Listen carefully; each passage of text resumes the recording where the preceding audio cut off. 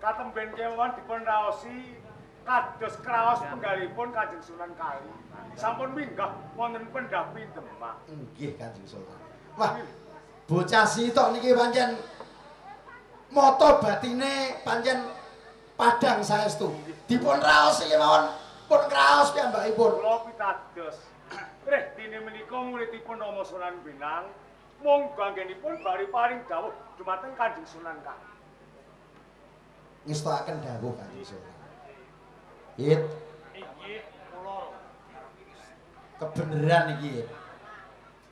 Iki sowanmu nyang Demak arep takjak Surabainahum. Kira-kira ora gelem to, Hit? Kula inggih para Demak pun wontenaken Basar Pedung Surabainahum menika hukumipun wajib. Iya, Hit. Kula mboten badhe nampik dhateng kersa dalem Rama Bonang sarta Yai Sultan Pak. Ya kaya ngono kuwi kang tak jaluk, Hit. Wong tuwa ki ora bungah-bungah. Dipunjung sego keng putih, lawuh keng mirasa gedang keng gedhe. Kuwi ora, Hit. Awa waton murid sendika dawuh ngestokke dawuhing guru. Kuwi kang dadekake mangka keng atine wong tuwa. Kadangkalanipun muslimin wal muslimat wonten ing Bintara Demak menika tebih ing babagan rasa namung diwajibake padha sayek saeka kapti junjung marang kuwating negara ing pangangkah dadi negara sing baldatun thayyibatun barokah ghafur. Mila lajeng kula sowan wonten ing Bintara Demak nanging wonten ing jawining rangka badhe lumebet wonten ing Datulaya Agung alun-alun Pepak Ander para wedra. Wonten mriku kawula tamtama nayaka praja samiya Pepak Ander ning semunipun wonten tandha pitaken jalaran ing saklebeting pendopo sajak wonten pasamuan. Dereng ngantos kula lumebet medalipun luntang sajak sumengko pangawak braja. Luntang boten pinanggih kula lajeng ngampiri tiang-tiang Semarang wangsul. Boten ngantos kula taken lajeng kula lumebet wonten ing Datulaya sak sampunipun pinanggih Yai Sultan Rama Sunan Bonang sarta Kakang Wonosalam semunipun kok wonten bab ingkang bebingung ing manah janipun wonten menapa? Pancen perkarane kuwi bocah-bocah kang do kumpul ning alun-alun kuwi. Bocah kae bocah rese arep demo. Perkawis perkarane padha karo lontang bocah Semarang. Dheweke iki gugat perkara matining Siti Jenar. Rikala 99 dina sing wis tak kabarake yen Siti Jenar matine dadu asu Blangyuyang. Iki ra wis sumebar saindenging Nuswantara to. Luwe-luwe bocah Semarang Krendasawa murid-murid yang Siti Jenar. Lah, lontang teko nyang Bintara Demak cetane gugat. Aku ya bingung iki. Gugatipun lontang menapa? Perkara matining Siti Jenar kang tak biwarake dadi asu Blangyuyang. Iki rak politik to. Karepku santri-santri anyar ki ben ora ngangsu kawruh. Nyang murid-murid yang Siti Jenar, nyang lontang, nyang krapyak, nyang Sosro Kesuma Grobogan lan liya-liyane karepku ben nyantri ning Bonang, ben nyantri ning Kudus, ben nyantri ning Cirebon, ben nyantri ning Kadilan kuwi.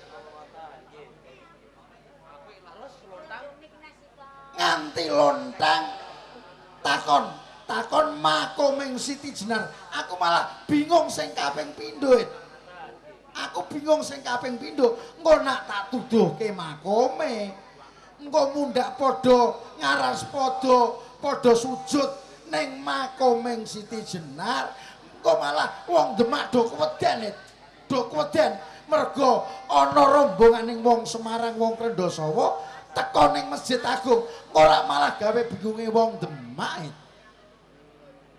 Lajeng Lontang Nesu ngancam malah aku yen arep liwat ning Semarang jara arep diprotol guluku. Lontang nesu perkara Rama mboten semaya 40 dina. Iya, nek nganti makome Guru Agung Siti Jenar ora diduduhke, Rama Bonang liwat teng Semarang ajeng diplathok sirahe. Iya, nesune Lontang kaya ngoten. Kaya ngono. Ora Sultan Patah sing diancam, ora Wonosalam sing diancam, ning sing diancam Rama Sunan Bonang. Sing diancam ki aku, Sampeyan diancam Lontang ngoten. Diancam Lontang. Liwat Semarang diplathok sirahe. Arep diplathok, Syukur alhamdulillah. Kowe iki murite sapa, Muridipun Rama Bonang. Kowe nganti iso ngaji, kuwi sing marahi ngaji sapa, Nggih panjenengan. Sing dadekke kowe wali sapa, Al Muharram Rama Bonang. Lah iya, kowe kira ngewangi aku kok malah sok nyokorke aku ki piye? Nuwun sewu. Kula tak matur Islam niku aslamu yuslamu pasrah. Tegese kita pasrahke jiwa lan raga kita ngasut dalem Gusti Allah Subhanahu wa taala. Mula banjur Sultan Patah diangkat dadi Amirul Mukmin wonten ing Bintoro Demak supayane negara iki dadi negara sing baldatun thayyibatun warabun gopur panjang punjung pasir bukir gemaripah lojina. Wong Islam goroh niku dosa napa mboten? Dosa, Astagfirullahaladzim. Dadi wong Islam goroh niku dosa. Dosa, Lho nek ngerti dosa, kok sampean rak dedosa? Siti Jenar niku matine dadi asu belang Yungyang napa mboten? Ya ora. Lah nggih wong matine ora dadi asu belang Yungyang. Kok sampean ngendika karo Lontang nek matine dadi asu belang Yungyang. Ngoten niku jeneng panjenengan niku ulama, ora uswatun kasanah, maido kasanah. Kowe eneh pitutur sing becik, kowe eneh tuladha sing apik. Mongko siare agama Islam, siare ulama ing Bintoro Demak dadi kaca Brenggala. Sok demen, sok gelem, kowe eneh pitutur lan patuladan. Aja kongsi nerak marang wewalering agama, wewalering negara sarta adat lupianing menungsa urip wonten ing alam jagat. Nek perkara Lontang takon kok ora didudono nganti si Bonang Rama Sunan Bonang ngendika nek disemayani 40 dina Lontang nesu liwat Semarang diplathok sirahe. Niku nek umpama kula ken ngomong nggih syukur alhamdulillah. Ben ana sejarah, ana Sunan diplathok sirahe. Hit, Nggih, kowe murite sapa, nggih murite sampeyan. Lah, yen kowe ngrumangsani muridku, Nggih. murid karo guru ki pindhane anak karo bapak. Oh nggih, nggih. Kowe tanggep anakku, aku minangka dadi wong tuwa. Ngaten nggih. Lah, ayo sing rukun, Rukun nggih. Karukunan kuwi senjata kang ampuh. Ngaten. Lho kowe kok sajake nyandung nyrimpet. Kowe dadi waktu sandungan. Kowe angel takjak rukun, aku kelingan lho. Kelingan perkara napa? Yen kowe ora gelem takjak rukun, kelingan. 17 taun sing kepungkur. Likono nang alas Tambak Boyo, Kabupaten Tuban. Nggih, nggih. Kowe briandal, kowe kecu, kowe maling, kulino mbriadat bojone liyan, kulino bedol terus ijo. Wong sak donya, wong sak Jawa wis do hafal. Luweh dulurku Wedari Jaksa, kowe wis do hafal sejarahmu. Kowe iki biyen maling, gento, bajingan, kecu. Yen kowe ora tak bayat, kowe dadi gento selawase. Lho, ngamuk ya ngamuk nek pinarak niku sing cetha. Mosok Sunan bawah kok ceblok ngoten niku. Upama aku ora tiba ora lucu, tiba sikil kula tenan iki. Mangkel ae. Nek perkara maling niku rasah diundha-mono. Saiki luwih apik kula katimbang panjenengan. Lho, Sing gebangeten niku ora kura nggone dadi maling. Sing gebangeten niku panjenengan nggone ngajari kula ngangsu kawruh ngudi ilmi diangkat dadi ulama ing Bintara Demak. Sapa to Sahid? Brandaloka Jaya anake Wilotikta Adipati Tuban senengane ngrampok ngecu lan sak piturute. Bareng dibaiat mbonang samiknah wa atoknah mastatoknah diucapake kanthi ucapan diyakini kanthi iman ditindakake kanthi bukti pekerti akhlakul karimah anta budaloha ka anaka fa ilam takun tarahu fa inahu yaraka. Ayo sira kabeh nyembah marang Gusti Allah lamun sira percaya ning sakwise sira percaya kok ora nindakake iku dosa. Iya. Kula wis mbangun miturut karo panjenengane Rama Sunan Bonang supaya ngrasuk agama Islam. Lho sakwise ngrasuk agama Islam kok dia salahno. Sahid kuwi mau biyen maling. Wong elek-eleke menungsane ngalan jagat. Saiki pinter tak pinterno aku ning kok iso dadi maling. Sing gebangeten niku ora Sahite, sing gebangeten niku Bonange. Lho. Kok iso e? Lho nggih, wis ngerti nek kula maling, sampean kandhani, sampean sinaoni. Ateges sampean mulang. Nek jeneng wong mulang niku rak sipate guru. Iya. Maling diwulang, ateges sing mulang niku rak gurune maling. Aku gurune maling. Lho lah nggih ah. Takone Lho lah iya. Nanging Kalijaga kuwi tetep isih apik mbonang. Yen kowe ora percaya. Mboten percaya. Yen kowe ora percaya tak warak-warake karo dulur sampean takoke karo sedulur-sedulur dari Jaksa nek priye. Para muslimin wal muslimat rahimatullah. Ingkang tanglet kalih panjenengan niki Kiai Haji Makdum Ibrahim. Munggah kaji pun ping 29.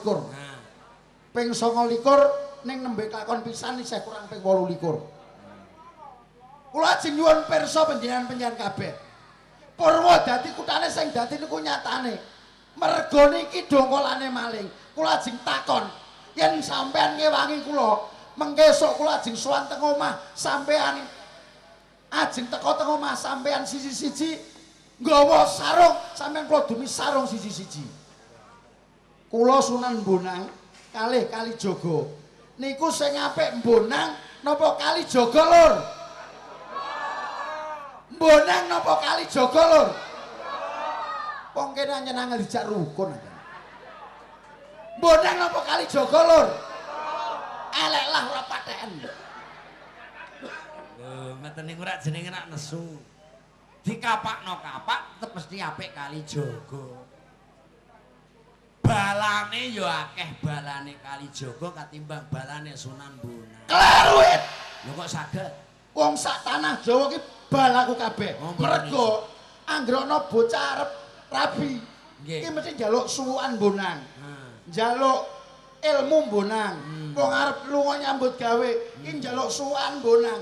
Dadi aku nemtoke balane Kalijaga iki akeh balane Bonang. Akeh balane Kalijaga. Akeh balane Bonang. Akeh balane Kalijaga. Kok iso e? Contone ngeten. Sedekah bumi arep diwiwiti. Para wedrah wonten ing Wedari Jaksa nganakake tumpeng. Tumpeng diklumpukna dibancaki mudin sing diundang. Tanduke mudi. Sujud syukur wonten ngarsa Gusti Allah ingkang paring pitedah, ingkang paring panggesangan. Siang pantaren ratri tumuli tumunten dhateng panggesangan ingkang lumintu rejeki ingkang berkah malimpah ruah. Setunggal kaping kalipun kunjuk dhateng junjungan kita Kanjeng Nabi Muhammad Rasulillah akhirul zaman ingkang paring pitedah kaweruh sarta patuladaning iman ingkang tumuju dhateng kiyat Rasul satemah ing mangkenipun handayani kamulyaning gesang wonten ing dusun Wedari Jaksa. Hormat ingkang kaping 3 kunjuk wonten ngarsanipun Kanjeng Sunan Kalijaga sing jaga awan lan bengine desa Wedari Jaksa adoh saka bilahi cerak saka rejeki sampean tau weruh ana tanduke mudin kunjuk dhateng ngarsanipun, hormat dhateng ngarsanipun Kanjeng Sunan Bonang sing jaga Bonang awan lan bengi mboten enten. Iku ra biyen, It. Iku ra wingi, It. Lah sakniki Ning dulur-dulur kene arep tak kandhani, It. ngandhani pripun? Luwe-luwe Mbah Mudin. Mbah Mudin rawuh nih Mbah Mudin. Mbah Mudin, kalih dulur-dulur kula mriki wedari jaksa benjing mulai sesuk jam 6. Penyanyian banjakan weton, banjakan duwe gawe, banjakan nandur-nandur lan liya-liyane. Yen ngrawuhke Mbah Mudin, ampun kormat kali jogo. Niki malih aja dikormati. Kormat Kanjeng Sunan Bonang. Purun nggih Lur nggih. Purun nggih Lur nggih. Ora mbok hormati yo ora paten. Janipun kersanipun dos pundi? Saksamunipun kula dipun suwanaken wonten ing Bintara Demak. Ngene, Nggih. Damar Mancung Cinupet. Nggih. Iki poine wae. Nggih. Yen sahid sowan nyang Bintara Demak kok ora gelem ngendhakake tumindak lan pakartining wong Semarang, wong Krendasawa.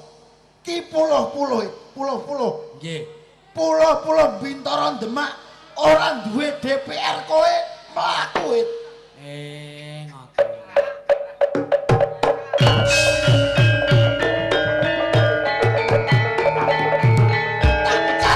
Monggo menawi dipun wastani si Luntang niku wong Islam. Wong Islam. Sesiti Jenar ya wong Islam. Iya. Lho kena apa kok salahno karo Bonang? Niku salahe nggo napa ora ngoten to? Iya, It. Lereke ning Kalijaga disalahno, terus tembunge Bonang, Demak tanpa sahid mlaku ora ngoten to? Iya, It. Menungso urip ning alam donya niku mbok ayo padha dimurati bareng-bareng sadurunge kula lunga teng Bintara Demak kula tak matur Sultan. Nggih. Aja kongsi panjenengan kebrongot mergo amarah. Sebab apa? Yen Luntang tok salahno, yen toh Syekh Siti Jenar tok salahno mergo dhewek nganggo aliran makrifatullah, nganggo aliran tasawuf. Sithik aku tak ndongeng tak ngelikke panjenengan. Nggih. Tataraning Islam kang sumebar ana ing tanah Jawa kuwi mau nganggo laku syariat batang perkara, syariat hakikat tarekah makrifat. Syariat salating raga nganggo banyu wudu. Lamun tinampa katelao wajibul yakin. Sawise kuwi banjur tumuju ning hakikat. Salating raga merangi hawa nepsu lamun tinampa nang ngarsa dalem Gusti Allah katelao hakul yakin. Tataran ingkang kaping 3 yaiku kang katelah toreka. Salating raga heneng nung. Lamun tinampa nang ngarsa dalem Gusti Allah iku katelah ainul yakin. Banjur tumuju marang makrifatullah. Salating sukma amrangi hawa nafsu. Salating sukma mligi manembah ana ngarsa dalem Gusti Allah nek tinampa katelao isbatul yakin utawa makrifatullah. Rasulillah akhirul zaman sadurunge kapundhut nate ngundang para sakabat. Pangandikane ngene. Sakabat, nalikane aku bakal bali ana ngarsa dalem Gusti Allah ngancik 300 taun. Ing mengkone bakal ana ajaran kang kaweca siji. Kaum Yahudi bakal pecah dadi 71 golongan. Sakabat takon, sabanjure niku Nabi ngendika, kaum Nasrani, kaum Nabi Isa alaihissalam bakal pecah dadi 72 golongan. Sing kaping telune sakabat takon lajeng Islam ing mangkenipun Nabi. Nabi ngendika, Islam sakwise 300 taun tak tinggalake mergo kapundhut ana ngarsa dalem Gusti Allah bakal pecah dadi 73 golongan. Mula ana dongeng. Sawise Nabi kapundhut ditutukake para sakabat-sakabat Nabi sokabat nabi iki mau kapundhut ditutukake para tabiin. Tabiin iki mau ngerti sejarah sokabat ning ora ngerti riwayat uripe Kanjeng Nabi. Para tabiin iki mau sakwise ora ana ditutukake para tabiut lan tabiin.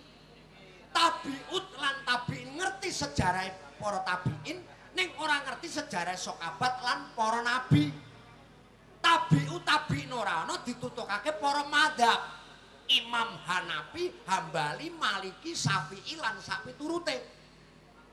Mula banjur Islam pecah mergo ana ajaran sing kaponto dadi 3 perkara. Quran, hadis, qiyas, sadurunge ana ijma. Iki dongeng. Monggo dimurati bareng-bareng. Suwe lah ora masalah ra ngoten. Ning diwigatekake lan dirasakno. Sawise para madhab ora ana, tumule ditutake para ulama-ulama. Mula nalika ana ajaran Islam kang disiarake nalikane takbiratul ihram, pirang-pirang sing dilakoni. Lah, nanging kapitayan kanggo manembah sokabat takon, Kanjeng Nabi, Islam sing bakal tinampa wonten ngarsa dalem Gusti Allah ing tembe kados pundi? Sing tak ajarake aku lan disinaoni dening ahlul baitku lan itroh-itrohku. Tegese kula wargaku lan penderek-penderekku. Mula ning alam donya aja rebutan bener salahe agama. Wong sing percaya marang Gusti Allah Subhanahu wa taala kiyating batiniah lan lahiriah sapa gelem hening cipta manembah ana ngarsa dalem Gusti Allah ora nerak marang ajaraning agama rukun lan manunggaling para manungsa ing mengkone bakal diwenehi papan kabecikan tumrap kita sami. Lah rendene kabeh iki mau dianggep kedadiane lontang disalahno kok kali jaga kon merangi bener sing tak aturke kali jaga wisuh asta ora melu-melu.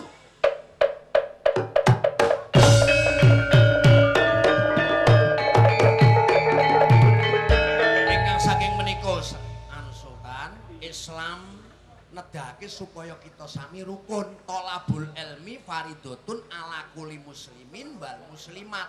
Sinau ilmu kuwi mau wiwit munggah medhun saka gendongane wong tuane nganti sakaratil maut kapundhut ana ngarsa dalem Gusti Allah aja sok terus rumangsa bisa dhisik. Ning ilmu kuwi mau disinaoni bayek medhun saka gendongane mbokne brangkang mlaku nganti mati. Iki diwajibake sinau ilmu. Mula kang saka kuwi Islam diwajibake rukun. Bentak sirah kena ning nalikane Surabaya dianakake ayo padha ngapura-ngapurana.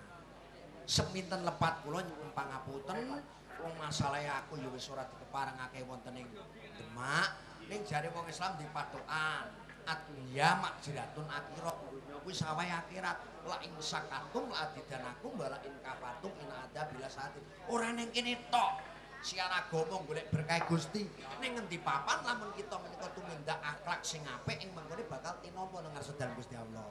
Pareng kula nyuwun pamit. Kakang kono salam. Nek ana luput kakung njaluk pangapunten.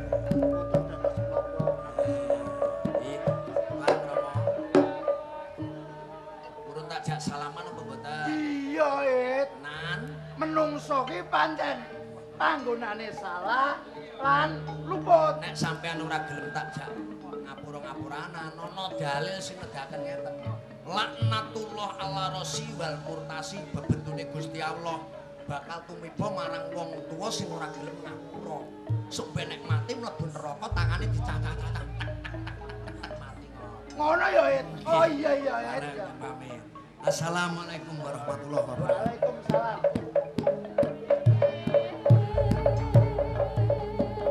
Pun kula pecat kersane.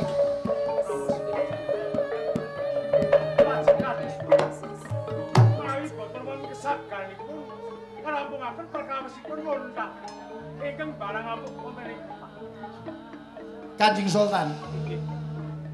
Kali jaga ketoke pure. Ning kula yakin. Hakul yakin.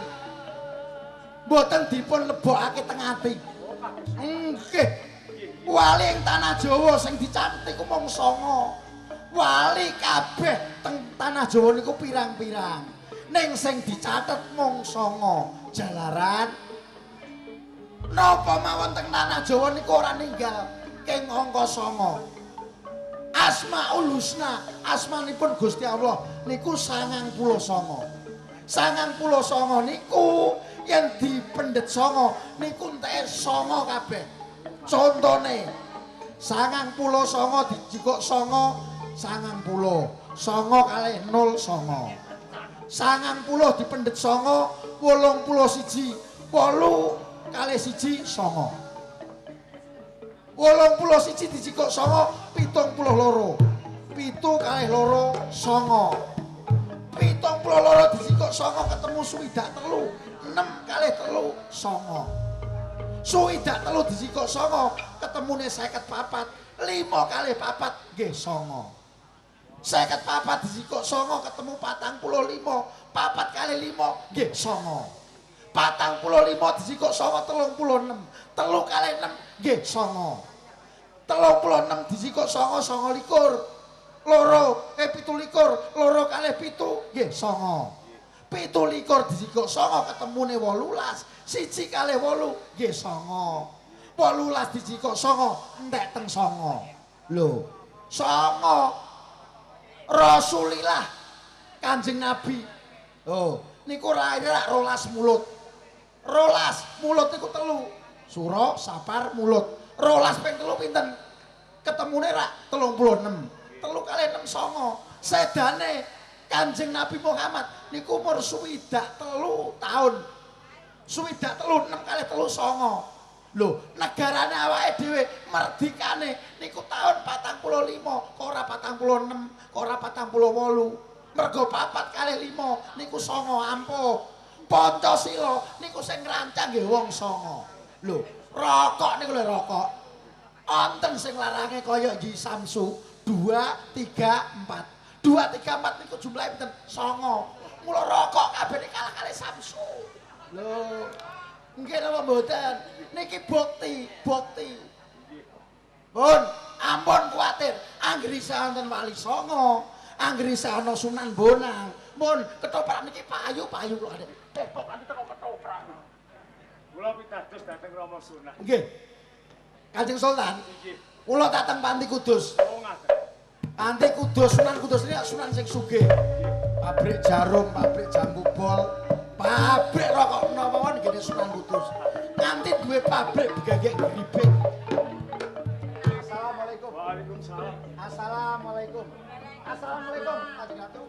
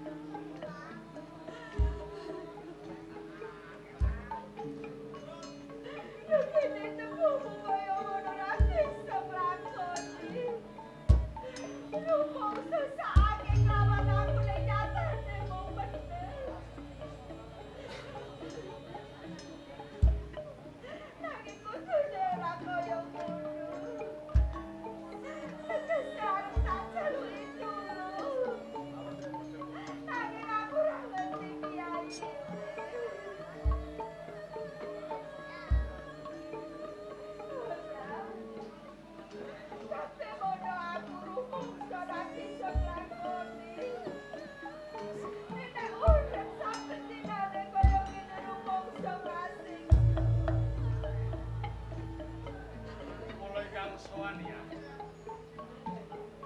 Akhir kudus. Yang Dwarawati.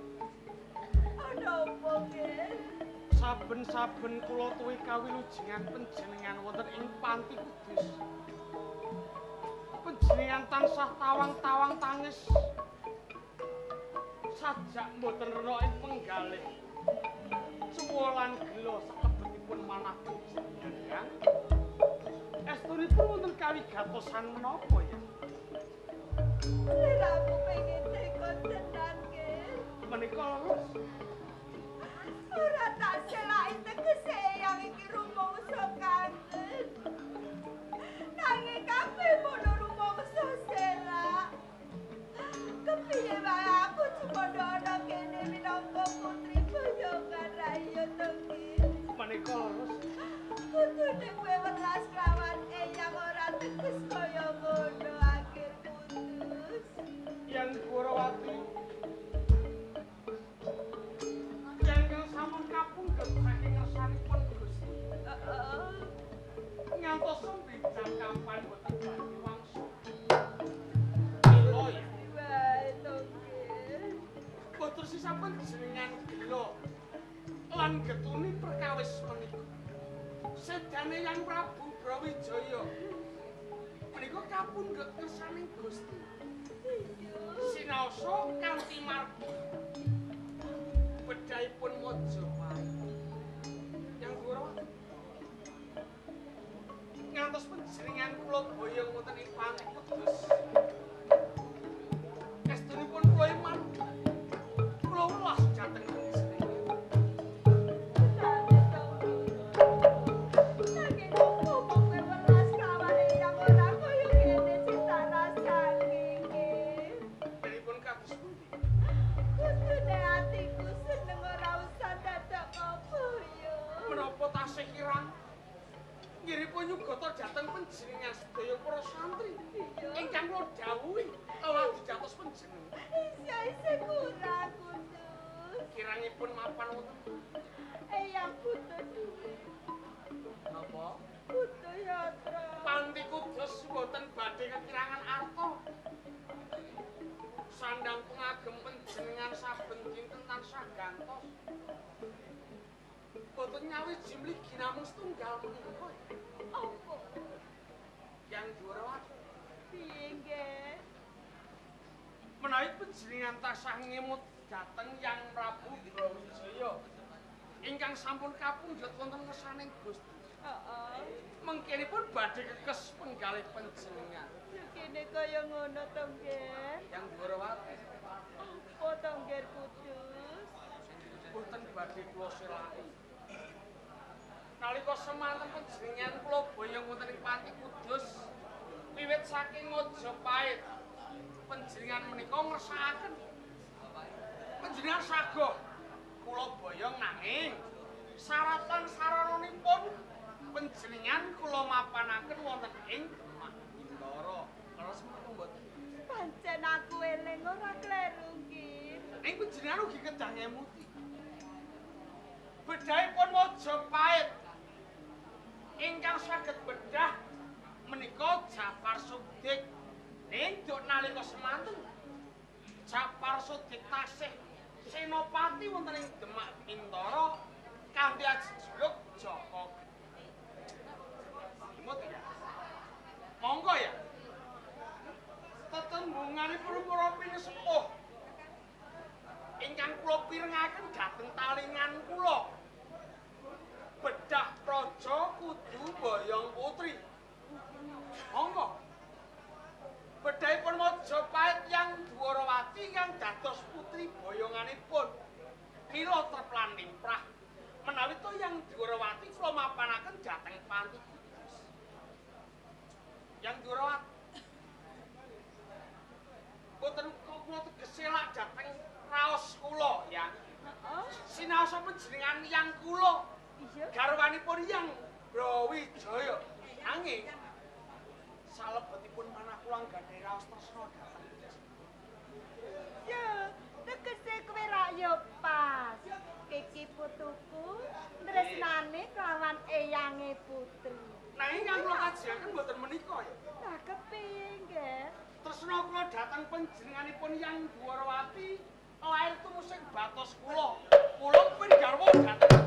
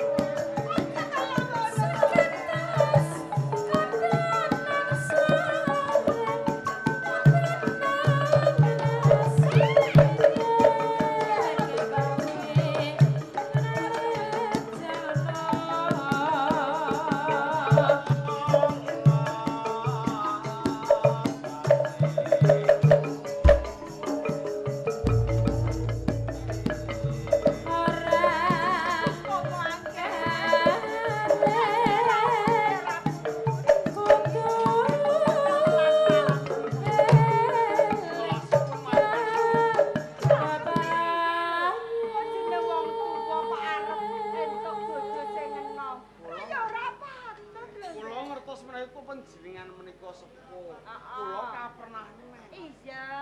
Nanging tresna menika mboten mayah mawas yuswa lho. Aja kuwi bener tegesmu. Nek nak putu prawan eyang, ya ora patut to nggih. Nuwun sewu nggih ya. Heeh. Sinaosa kula tresnani dhateng panjenengan menika saged iwastani kula nika meksa. Heeh. Ning wong kula niki salah sawijining sonan. Heeh. Saru dilulu menawi to kula nika tumindak kasar dhateng panjenengan. Dadi sliramu iki ngerti saru lan orane. Kersanipun wonten bentenipun. Lah iya, nek katane kok isih meksa kelawan eyang. Dados kuduse arum budaya kuwi alus, ning kuduse kono-kono kasar ya ben karepe. Yen Cinandra Dewi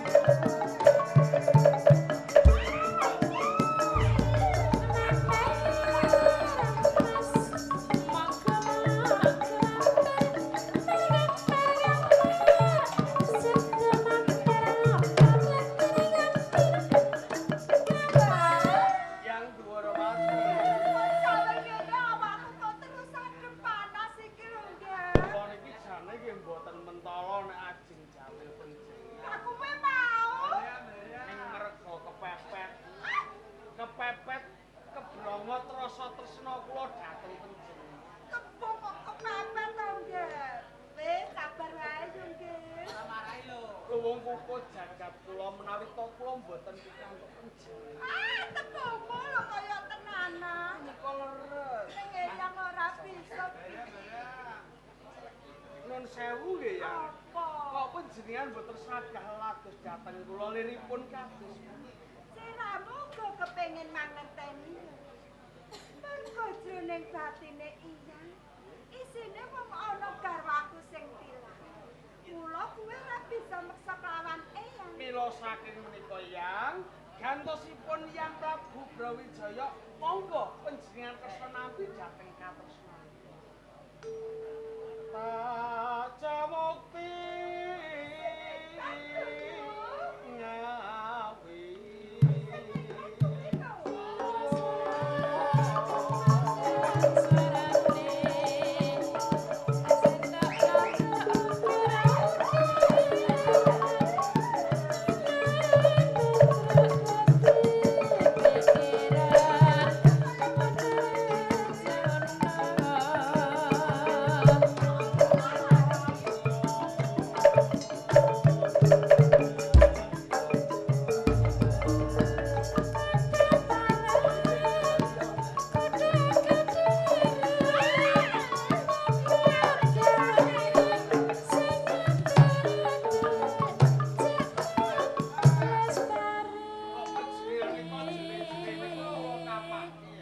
Lah iki listrike arep mati lho, Ngger. ngantos listrikipun kajegaten mergo lampu niki lajeng telas. Ya kene sliramu godho eyang yo. Piye wae yang ora bisa ngrateni apa karepku kok, Ngger. Menawi ta panjenengan lados dhateng kula kinten soroting bilah menika mboten kados. Ah, padha wae yo nyatane yo ijek ngene kok. Ora. Ora. Maksi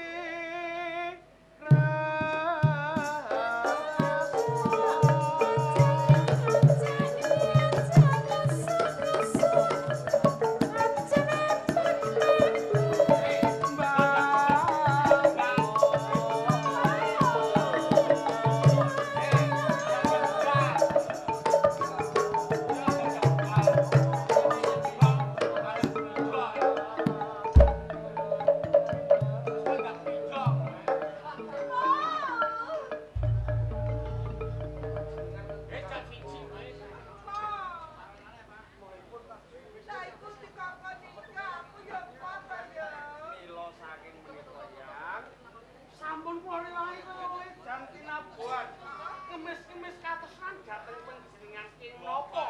Panjenengan tansah sulaya. Menapa ngantos kedadosan menapa putra wayah nika mrawasa dhateng yang iku. Aja. Aja putus, aja ngono tepungku, Ngger. Sampeyan kakayan boten wonten mriki lho ya. Heeh. Napa panjenengan kersa menawi turu paripeksa. Aja ya, Ngger. Lajeng kersanipun. Kok iki yo, Ngger. Kados pundi ya? Monggo ya. Podok-podok ah. Ah, Ma, aku nanti pondok. Boten kula mboten badhe mondong panjenengan. Lah kuwi mau tembunge sapa? Kula sagah carem asmara kalamun sampun Eyang Dwarawati menika lila ing penggalihipun. Tenang. Nggih. Angger kudus. Dwarawati. Putuku sing bagus dhewe. Hmm. Eyang bakal gelem dadi garwamu, uga lelaki sliramu. Nanging rungokke lho ya. Nggih, monggo kula atur pinarah ya. Nanging nggih.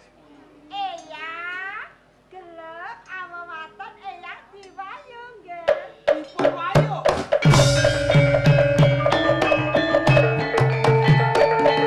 Yang Dwarawati, Piye nggih? kula menika dereng suja ing panggungan. Cara wong film menika kula niku sampun ngon. Iya. Kaget salebetipun manah kula pindhane sinamber gelap ing Wancirati. Heeh. Panjenengan sagah lajeng dhateng kula pastu dipun wayo. Iya. Apa yang Piye? lara-larane wong wedok dipedhot Raja yen to diwayuh. Heeh. Nggih, mila ya dipun cabaran. Sehingga panjenengan menika nampi dhateng katresnan kula lahir temu sing batos mboten sisah dipun wayuh. Sembrono lho kowe lho nggih. Kowe nak umrahe wong. Nggih. Nek eyang ora kok nggih. Dados panjenengan kersa dados garwa kula lan lajeng dhateng kula. Heeh. Dipun wayuh. Iya nggih. Piye? Sago apa ora lho ya? Yang Gurawati Piye Kudus? oh badhe saged pinangkani dhateng panyuwun panjenengan.